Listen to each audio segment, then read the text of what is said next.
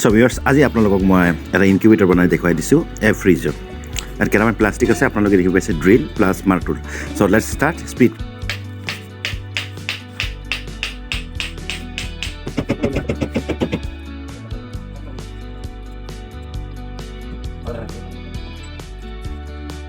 আৰু এইটো ইনকিউবেটৰটো বনিব fully automatic system, fully automatic হ'ব।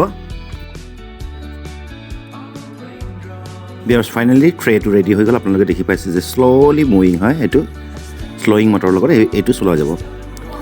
চ' ফাইনেলি ৰেডি হৈ গৈছে। চ' এতিয়া টেষ্টিং চলি আছে, টেষ্টিং ইজ পাৰফেক্ট। চ' এতিয়া আমি কি কৰিব লাগিব, বাছ কণী লগাব লাগে আৰু হেটচিং চুৰু কৰি দিব লাগে। চ' ফ্ৰেণ্ডছ, এনেকুৱা ধৰণৰ যদি ভিডিঅ' আপোনালোকে লাগে সদায় চাবৰ কাৰণে, তো মোৰ চেনেলটো ছাবস্ক্ৰাইব কৰি দিব। চ' এতিয়া ৰেডি, আপোনালোকেও অৰ্ডাৰ কৰিব পাৰিব।